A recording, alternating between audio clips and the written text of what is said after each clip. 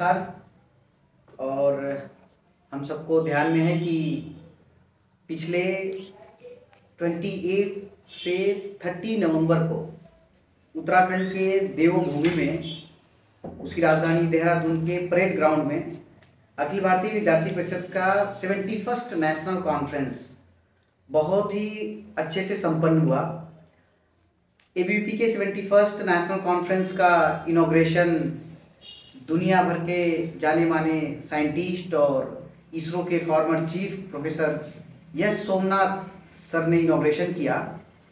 और उस कॉन्फ्रेंस के इनॉग्रेशन के बाद उसमें हम लोगों ने 4 प्रस्ताव, जो कॉन्फ्रेंस में विशेष रूप से 4 प्रस्ताव इस बार आए नेशनल कॉन्फ्रेंस में। 4 प्रस्तावों के साथ साथ हर साल अखिल भारतीय विद्यार्थी परिषद देश भर के ऐसे युवा को प्रोफेसर यशवंतराव केलकर के नाम से एक यूथ अवार्ड देते हैं। शिक्षा के क्षेत्र में, सेवा के क्षेत्र में, सामाजिक क्षेत्र में, विज्ञान के क्षेत्र में ऐसे युवा कुछ अच्छा कार्य कर रहे हैं जो वास्तव में देश के युवाओं के रोल मॉडल हैं। उनको हम प्राध्यापक यशवंतराव केलकर के नाम से यूथ अवार्ड देते हैं। तो इस बार यूथ अवार्ड गोरखपुर के एक युवा कृष्ण आजाद पांडे, जिन्होंने पिछले 20 सालों से स्माइल रोटी बैंक, जो सड़कों पे घूम रहे हैं, भूखे हैं और उनको भोजन नहीं है, घर नहीं है, ऐसे लोगों को भोजन का व्यवस्था कर रहे हैं, ऐसे युवा को हमने इस बार professor Yashwantrao Kelkar youth award national conference में दिया। उसके साथ साथ इस कॉन्फ्रेंस की सबसे एक और विशेषता थी कि पूरे देश भर से 1200 कुछ ऐसे सेलेक्टेड प्रतिनिधि उस कॉन्फ्रेंस में हिस्सा लिए थे। तो उनकी एक शोभा यात्रा देहरादून में थी और शोभा यात्रा को स्वागत करने के लिए देहरादून के सम्मानित जो वहाँ के नागरिक थे, उन्होंने फूलों के साथ, माला के साथ स्वागत किया। स्वयं वहाँ के मुख्यमंत्री सड़क पर आकर के इस पूरे शोभा यात्रा को, जो भव्य शोभा यात्रा थी, उसका ठीक प्रकार से स्वागत हुआ। और इसमें जो विशेषता थी, जो 4 प्रस्ताव हमने लाए थे। पहला प्रस्ताव था शिक्षा को लेकर के, जो पर्याप्त वित्तीय आवंटन है वो दुरुस्त हो और शिक्षा की जो कई प्रकार की संरचना है उसको एक रूपीय संरचना लाया जाए। जैसे कि हम देख रहे हैं कि आज जो भारत की जो शिक्षा का जो संरचना है वो मल्टी स्ट्रक्चर है। अलग अलग मंत्रालय शिक्षा के अलग अलग संस्थान रन कर रहे हैं। हम देखते हैं कि agriculture ministry agriculture university run कर रहा है, कल्चरल मिनिस्ट्री और टेक्सटाइल मिनिस्ट्री निफ्ट रन कर रहे हैं, tourism ministry hotel management institute run कर रहा है, ministry of health AIIMS run कर रहे हैं और आयुष मिनिस्ट्री आयुष के संस्थान रन कर रहे हैं। विद्यार्थी परिषद का इस पे एक मत है कि शिक्षा के जितने भी संस्थान हैं उसको एक स्ट्रक्चर में लाया जाए, ताकि जो एनईपी की जो मूलभूत भावना है एनईपी की, उसके अनुरूप रहेगा। और देश के बजट का 10% शिक्षा को अलाट हो, ताकि जो विकसित भारत का हमारा लक्ष्य है और भारत के युवाओं का स्वप्न है विकसित भारत, वो विकसित भारत का स्वप्न और लक्ष्य पूरा हो सके। शिक्षा का जो बजट है, देश का बजट है, शिक्षा को 10% अलॉट करके, पहला प्रस्ताव था। दूसरा प्रस्ताव था, देश के सामने एक बड़ा संकट आज़ादी के पश्चात से ही है, बांग्लादेशी घुसपैठ को लेकर के। विद्यार्थी परिषद पिछले 50 वर्षों से इस पे एक चरणबद्ध तरीके से कई प्रकार के आंदोलन किए हैं। गुवाहाटी में जजेस कंपाउंड में 1984 में आंदोलन हुआ, चलो चिकन नेक आंदोलन हुआ, बांग्लादेश सीमा का सर्वेक्षण हुआ। ये बांग्लादेश सीमा का सर्वेक्षण, सीमा पे बाढ़ ना होना, बांग्लादेशी घुसपैठ के जो प्रमुख कारण है, एक तो सीमा पे बाढ़ ना होना, दूसरा एक प्रमुख कारण है लंबे समय से जो कांग्रेस की सरकार रही, उन्होंने बांग्लादेशी घुसपैठियों को एक वोट बैंक की तरह इस्तेमाल किया और यहाँ वोट बैंक, और जिससे राजनीतिक परिदृश्य पूरी असम की और बंगाल की बदल गई। इसलिए जो बांग्लादेशी घुसपैठ है, ये लोकतांत्रिक मूल्यों और देश की राष्ट्रीय सुरक्षा के लिए एक बहुत बड़ी चुनौती है, बहुत बड़ी खतरा है। उसके लिए हम लोगों ने प्रस्ताव बनाया। भारत सरकार से हम लोगों ने कुछ डिमांड इसमें किए। पहला कि एसआईआर पूरे देश भर में लागू हो, मतदाता सूची को दुरुस्त किया जाए, बांग्लादेशी घुसपैठ को देश से बाहर निकाला जाए। दूसरा हम लोगों ने डिमांड रखा है कि बांग्लादेश के साथ जितनी सीमा है, 4100 किलोमीटर की सीमा, पूरी की पूरी सीमा फेंसिंग हो। जो बॉर्डर सिक्योरिटी फोर्स है बीएसएफ को आधुनिक निगरानी प्रणाली के साथ जोड़ा जाए और उनकी संख्या में बढ़ोतरी किया जाए, उनकी सुविधा से लैस किया जाए, ताकि घुसपैठ ना हो सके। कड़े कानून बने, जो फर्जी वोटर कार्ड बना रहे हैं, आधार कार्ड बना रहे हैं, जितने फर्जी कार्ड बन रहे हैं, इस पे कड़े कानून बने और इसको राष्ट्रीय सुरक्षा अधिनियम के अंतर्गत इसको लाया जाए, जो फर्जी कार्ड बन रहे हैं उसको। और एक डिमांड और था कि भारत सरकार बांग्लादेश सरकार के साथ द्विपक्षीय वार्ता करके उनको अपने घुसपैठ जो करके आए हैं उनको वापस लेने का एक प्रावधान उसमें बने। तो इसमें बांग्लादेश घुसपैठ पे प्रस्ताव बना है। अखिल भारतीय विद्यार्थी परिषद इस पे चरणबद्ध तरीके से आंदोलन करेगी। जैसा कि हम लोगों ने देखा है कि बिहार में जिस प्रकार से SIR हुए, कई चौंकाने वाले तथ्य देश के सामने आए हैं। लगभग 64 लाख फर्जी वोटर्स बिहार में मिले। विद्यार्थी परिषद ने चुनाव आयोग का अभिनंदन किया और असम सरकार ने जो कदम बांग्लादेशी घुसपैठ के अगेंस्ट उठाया है उस कदम का भी विद्यार्थी परिषद ने स्वागत किया। लेकिन साथ ही साथ पश्चिम बंगाल की सरकार का निंदा भी किया, क्योंकि पश्चिम बंगाल में जब SIR हो रही है तो ममता बनर्जी की सरकार ने चुनाव आयोग और भारत सरकार को धमकी दे रही है कि ये SIR नहीं होने देंगे। ये कितना बड़ा खतरा, लोकतांत्रिक मूल्यों पे खतरा हमारे सामने पड़ा है। बांग्लादेशी घुसपैठियों की संख्या बढ़ते जा रही है। उन्होंने किस प्रकार से चुनाव प्रक्रिया को बाधित कर रहे हैं और चुनाव प्रक्रिया को इन्फ्लुएंस कर रहे हैं यहाँ जनसंख्या अधिक होने के कारण। ये दूसरा प्रस्ताव था। तीसरा प्रस्ताव हम लोगों का था का जो एक नकारात्मक विमर्श देश में फैला रही है उस पर समाज संगठित हो। हम देख रहे हैं कि भारत तेजी से विकसित होने वाली अर्थव्यवस्था वाला देश बना है।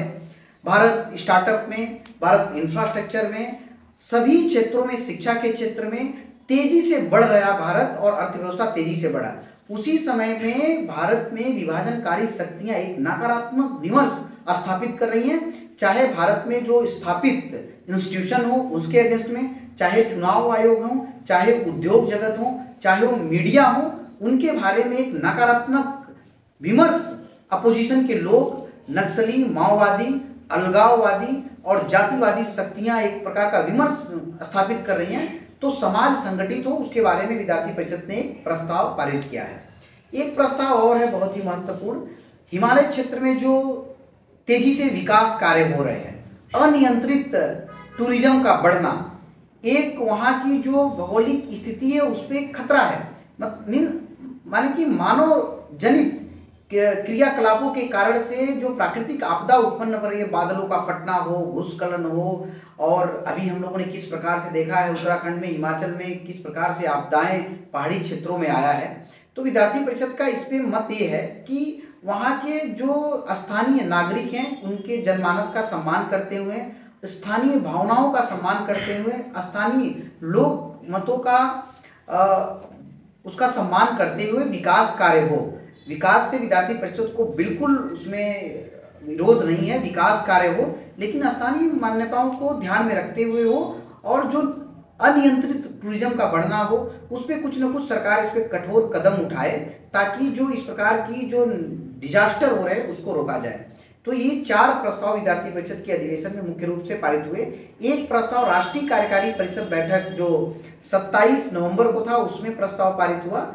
उसमें हम लोगों ने एक आह्वान किया छात्रों और युवाओं से कि अभी संघ के शताब्दी वर्ष है, राष्ट्रीय स्वयंसेवक संघ के इस बार 100 वर्ष है। 100 वर्ष के उपलक्ष्य में संघ ने 5 विषय समाज के सामने रखे। एक आह्वान समाज में किया है समाज परिवर्तन के लिए। उसमें पहला आह्वान एक है कुटुंब परिवार की जो व्यवस्था है, जो हम देख रहे हैं कि परिवारों में छोटे छोटे परिवार होते जा रहे हैं, रिश्ते टूटते जा रहे हैं। तो परिवार की व्यवस्था दुरुस्त हो, लोग परिवारों के साथ देशाटन पे जाए, घूमने के लिए जाए, परिवार के साथ भोजन करें, परिवार की व्यवस्था दुरुस्त हो। दूसरा विषय पर्यावरण का है। पर्यावरण लोगों का एक जिम्मेदारी बने और लोगों का एक उसमें अवेयरनेस क्रिएट हो पर्यावरण जैसे विषय को लेकर के। तीसरा विषय है संघ के शताब्दी वर्ष का एक स्वदेशी का मतलब स्वभाषा, स्वभूषा, कॉलोनियल माइंडसेट से ऊपर होकर के भारत का जो स्व है वो सामने आए, और हम जो डेली उपयोग जो वस्तु कर रहे हैं वो स्वदेशी वस्तुओं का उपयोग करें, जैसे आत्मनिर्भर भारत से विकसित भारत का स्वप्न साकार हो सके। चौथा विषय उसमें था नागरिक कर्तव्य। एक नागरिक होने के नाते एक हमारा कर्तव्य है, और जो सेंस सिविक ड्यूटी है, सिविक सेंस है, उसका लोग फॉलो करें। और खास करके युवाओं से एक हमारा आह्वान था नागरिक कर्तव्य को लेकर के। और एक सामाजिक समरसता एक बहुत महत्वपूर्ण विषय था कि सामाजिक समरसता देश भर में स्थापित हो, समरस समाज से समर्थ भारत का निर्माण हो। ऐसे 5 विषयों को लेकर के विद्यार्थी परिषद के राष्ट्रीय कार्यकारी परिषद में एक प्रस्ताव पारित हुआ कि समाज में देश के छात्र और युवा ये समाज परिवर्तन के वाहक बने और अपनी महत्वपूर्ण भूमिका निभाएं। ये 5 प्रस्ताव कुल मिलकर के राष्ट्रीय अधिवेशन और राष्ट्रीय कार्यकारी परिषद बैठक में आए थे और अधिवेशन बहुत ही सकुशल संपन्न हुआ। सर, प्रोटेस्ट भी चल रहा है, तो एज ए आप स्टूडेंट लीडर, क्या आप सरकार से रोमन स्क्रिप्ट को लेके रोमन स्क्रिप्ट लाना है या नहीं लाना है? हाँ, लाना है। तो मतलब रोमन स्क्रिप्ट लाना है, ये डिमांड हो रहा है, प्रोटेस्ट हो रहा है कि नहीं लाना है? नहीं, लाने के लिए प्रोटेस्ट हो रहा है त्रिपुरा में जी। तो एज ए आपका क्या इसमें क्या व्यू है कि ये लाना चाहिए या नहीं? देखिए, क्या है कि मेरा मानना है और विद्यार्थी परिषद का मानना हमेशा रहता है कि जो बेसिक शिक्षा है, जो प्राइमरी एजुकेशन है, वो अपने स्वभाषा में होना चाहिए। चाहे आप बंगला भाषा हो, चाहे लोकल जो भी लैंग्वेज हो, चाहे आप मेघालय में देखते हैं तो खासी लैंग्वेज हो, असम में असमीज, बोडो, ये जो बेसिक शिक्षा है अपनी भाषा में होनी चाहिए, क्योंकि संस्कार ठीक प्रकार से डेवलप होता है। आप हायर एजुकेशन में आप इंग्लिश में पढ़ाई करिए, फ्रेंच में पढ़ाई करिए, डज नॉट मैटर, बट जो प्राइमरी एजुकेशन है वो अपनी स्वभाषा में हो, तो उस जो ट्राइबल का जो संस्कृति है, जो विरासत है, जो सभ्यता है, जो परंपराएं हैं, जो उनकी मान्यताएं हैं, वो बची रहती हैं, वो जीवित रहती हैं। तो इस मामले में तो बिल्कुल स्पष्ट है कि जो प्राइमरी एजुकेशन है वो स्वभाषा में हो, तो उस जनजाति के लिए ठीक होगा। उनकी परंपराओं को बचाने के लिए, उनकी संस्कृति को बचाने के लिए, उनकी मान्यताओं को बचाने के लिए, उनके स्वभाषा स्वभूषा को बचाने के लिए ठीक होगा, ये उनके हित में होगा। अगर स्वभाषा में शिक्षा होगा तो, अगर वो नहीं जबरदस्ती इंग्लिश में चाहते हैं तो फिर उनका मन है। नहीं, मैं बोल रहा था कि उन लोगों का डिमांड है सरकार से कि बंगाली रहे। अभी जो एग्ज़ाम चलता है वो बंगाली में होता है, रोमन स्क्रिप्ट में भी हो। एज ए APPP भी एक स्टूडेंट ऑर्गेनाइजेशन है, आप है, तो आपका क्या सरकार से ये डिमांड रहेगा कि रोमन स्क्रिप्ट किया जाए? देखिए, इस बारे में अभी हम लोगों ने कोई स्पष्ट विचार अभी हम लोगों ने बनाया नहीं है। एक बार हम लोग चर्चा करेंगे कि भाई उसमें इंग्लिश जोड़ा जाए या नहीं, लेकिन हमारा तो विषय एकदम रहता है कि जो भारतीय भाषाएं हैं शिक्षा उसमें हो। स्पष्ट मानना है विद्यार्थी परिषद का कि भारतीय भाषाओं में शिक्षा हो, चाहे जो भी भाषा हो, भारतीय भाषा हो। भारतीय भाषा हो आप बोल रहे हैं, तो ज़्यादातर देश में ज़्यादातर इंग्लिश ही चलता है, तो इसमें बुराई क्या है? इसको नहीं, इंग्लिश से बिल्कुल बुराई नहीं है। लोगों को इंग्लिश नहीं, रशियन भी सीखना, चाइनीज भी सीखना, जो भी भाषा है सब भाषा सीखना। बात वहाँ शिक्षा की है। आप ये शिक्षा और भाषा को दोनों को विषय को अलग रखिए। शिक्षा है जो भी लैंग्वेज में मिले उसको ग्रहण करना, लेकिन जब बात भाषा है कि नहीं भाषा की आती है तो हमारा प्रायोरिटी रहता है कि स्वभाषा में शिक्षा हो, ताकि उनको सीखने का मौका अच्छा मिलेगा। अगर मान लीजिए कि आप बंगला बोलते हैं, आपको अगर फिर प्राइमरी एजुकेशन में आपको चाइनीज लैंग्वेज सिखाया जाए तो आप चीज़ों को समझ नहीं पाएंगे। इसलिए मैं मानता हूं कि, और विद्यार्थी परिषद का भी ये मानना है कि जो शिक्षा है वो स्वभाषा में हो। NEP का मेन उद्देश्य भी यही था कि जितनी भारतीय भाषाएं हैं उतने भारतीय भाषाओं में शिक्षा ग्रहण किया जाए, सिर्फ इंग्लिश नहीं। आप मध्य प्रदेश सरकार ने देखा है कि MBBS और इंजीनियरिंग के कोर्स को भी उन्होंने हिंदी मीडियम में लेकर के आया। तो एक तो भाषा भी जीवित रहेगा और दूसरा अपनी विरासत भी जीवित रहेगी। सर, जो लैंग्वेज है उसका अभी तक स्क्रिप्ट नहीं बना बहुत सालों से जी, और अभी जो एग्ज़ाम होता है वो बंगाली स्क्रिप्ट से होता है। ऑप्शनल वो लोग देखिए, अभी सरकार 125 इंग्लिश मीडियम स्कूल बना रहे हैं और जो जनजाति लोग हैं वो इंग्लिश मीडियम स्कूल से पढ़ के आते हैं, वो बांग्ला में इतना कंफर्टेबल नहीं है। तो इसका और जो वो लोग डिमांड कर रहे हैं कि रोमन स्क्रिप्ट हो ऑप्शनल, बंगाली भी रहे और रोमांस भी हो, उस पर आपका क्या? देखिए, 2 विषय है, शिक्षा अलग विषय है, भाषा अलग विषय है। और हमारा मत ऐसा है कि शिक्षा किसी भी विधा में, किसी भी भाषा में मिले, शिक्षा को ग्रहण कर लेना चाहिए। और वास्तव में विद्यार्थी परिषद मानती है स्वभाषा जो है वो एक सिर्फ भाषा नहीं है, ये हमारी सांस्कृतिक विरासत है। तो हमारी सांस्कृतिक विरासत के साथ साथ शिक्षा मिले तो और अच्छा होगा। तो हमारा देश भर के प्रदेश सरकारों से। और जो नई शिक्षा नीति आई, नई शिक्षा नीति की एक विशेषता है कि अपने भाषा में शिक्षा मिले, इसलिए हमारा सरकार से आने वाले समय में हमारा प्रतिनिधिमंडल मिलेगा कि शिक्षा सभी भाषाओं में प्रदान की जाए। तो शिक्षा तो मिले, शिक्षा किसी भी भाषा में मिले, शिक्षा को ग्रहण करना, लेकिन भाषा की जो बात है, भाषा हमारी सांस्कृतिक विरासत है, उसको भी बचा करके रखना है।